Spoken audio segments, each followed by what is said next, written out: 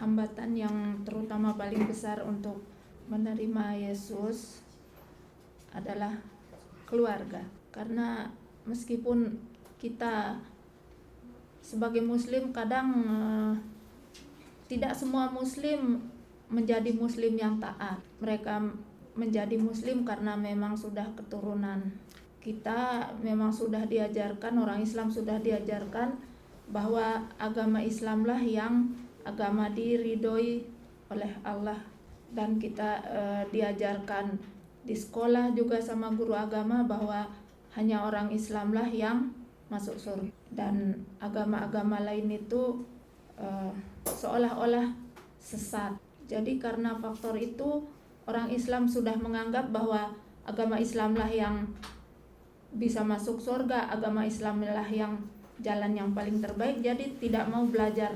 Dan orang-orang Islam berpikir kalau misalnya pegang Alkitab atau ke gereja pasti berdosa. Karena itu tidak berani untuk belajar atau memegang Alkitab. Kebanyakan kalau dulu misalnya kalau orang Islam pindah agama ke Kristen pasti sudah harus dibuang dari.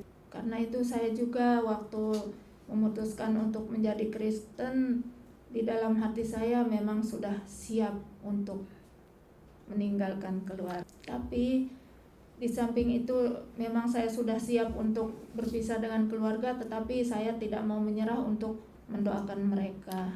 Sampai bertahun-tahun saya berdoa meminta kepada Tuhan agar saya diberi keberanian untuk bicara dengan keluarga saya tentang Kristen. Memang saya tidak mampu untuk bicara, saya tidak tahu harus mulai bicara dari mana. Dan tiba-tiba setelah mungkin sekitar 3, 4 atau 5 tahun saya berdoa, tiba-tiba adik saya sakit. Saya juga tidak mengerti kenapa mereka membawa adik saya ke rumah sakit Katolik. Itulah sebagai jalan saya, kesempatan saya untuk mulai berbicara tentang Yesus. Jadi saya pikir adik saya sakit mungkin juga seperti jalan bagi saya untuk bicara. Jadi mulai saat itu saya mulai untuk setiap hari kirim tentang firman Tuhan kepada adik saya. Awalnya dia bilang tidak, jangan bilang kalau kakak sekarang sudah berubah keyakinan, katanya. Saya bilang memangnya kenapa? Saya kan bicara tentang firman Tuhan, saya bilang terus meskipun dia tidak suka. Saya pikir meskipun dia mau baca atau tidak SMS saya terserah, yang penting saya sudah kirim. Karena saya tahu firman Tuhan itu tidak akan kembali sia-sia. Memang kalau tetap tinggal bersama keluarga tantangannya lebih banyak, karena apalagi di tempat saya tidak ada gereja. Jadi tapi kita harus kan bergumul kuat dengan doa bersama Tuhan. Seperti saya waktu saya pulang dari Korea ke Indonesia saya kan tidak langsung menikah dengan Anton, saya kan setelah 2 tahun menikah. Nah selama saya di Indonesia 2 tahun itu ya saya tetap berdoa sama Tuhan supaya mungkin mereka pikir saya berdoa secara Islam karena saya selalu tutup pintu kalau berdoa. Mereka tidak, tapi dalam hati saya sangat sakit karena merahasiakan gitu. Terutama kita harus memperlihatkan kasih, karena sekeras apapun orang Islam, saya juga dulu kan tidak suka sama Kristen. Tapi karena saya melihat dari waktu itu kan Mister yang sama Misbah juga berteman, saya lihat dari mereka, saya lihat dari Omoni, maksud saya yang saya panggil Omoni di tempat kerja, saya lihat dari Anton, dan saya lihat dari gereja Yonsei teman-teman itu. Meskipun saya tidak suka, mereka juga tahu saya tidak suka mungkin dari perkataan saya atau raut wajah saya, tapi mereka selalu menunjukkan wajah yang manis, yang penuh kasih. Dan di tempat kerja juga Omoni waktu hari apa itu yang kasih uang ke kepala babi, 그 돼지머리. Iya. Omoni tidak mau kasih uang kepala babi. Saya bilang Omoni kenapa tidak mau kasih uang?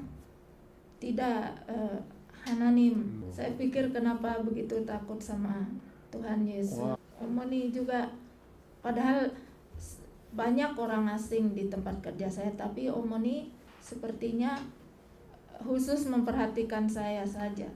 Jadi saya pikir mungkin Tuhan memakai Omoni sebagai untuk, jadi meskipun orang Islam keras gitu menentang agama Kristen, tapi kalau yang keras dilawan dengan yang lembut kan pasti luluh juga. Kalau yang keras dilawan keras kan berantem.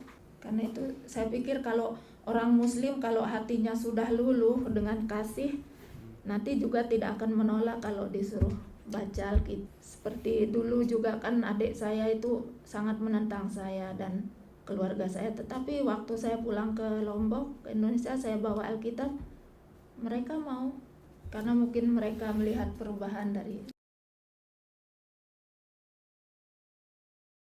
Saya merasa paling bahagia dan senang. Setelah menerima Yesus saya bersuka cita karena saya merasa di dalam setiap langkah saya, meskipun dalam kesulitan, saya merasa saya ada kedamaian dan ada Tuhan yang menjadi pengharapan saya bahwa kesulitan saya itu pasti akan ada jalan keluarnya. Tidak, sama sekali tidak. Kalau kita berdoa seperti orang Islam kan cuman berdoa Allahu Akbar, membaca ayat bahasa Arab itu, meskipun kita berdoa begini baca ayat bahasa Arab, saya juga tidak tahu. Seolah-olah kita berdoa itu menjalankan sholat itu hanya kewajiban saja yang sudah ditekankan untuk kita sejak kecil. Tidak merasakan adanya kontak hubungan dengan Tuhan. Kadang kalau cepat-cepat, kadang kan kita berdoa karena takut dimarah sama orang tua gitu, asal cepat saja, tidak ada 1 menit sudah selesai kabur. Tapi kalau dalam Kristen kita kan berdoa harus ada kontak dengan Tuhan, berdoa begini, merasa kita bebas berbicara dengan apa yang kita rasakan di dalam hati, apa yang kita pikirkan, kita ngomong langsung sama Tuhan begini-gini. Kalau dalam Islam bla bla bla bla bla. Karena itu kalau semakin banyak berdoa, Tuhan pasti bicara di dalam hati kita, atau bisa juga berbicara lewat mimpi. Karena itu saya sering bisa merasakan, saya merasakan kalau misalnya hati saya bilang begitu, saya harus mengerti bahwa Tuhan yang itu yang mau. Jadi kita harus peka. Memang Tuhan tidak bicara dengan kita, oh kamu begini, kamu harus ke sana, kamu harus tolong ini, kan tidak langsung bicara di telinga, tapi di dalam hati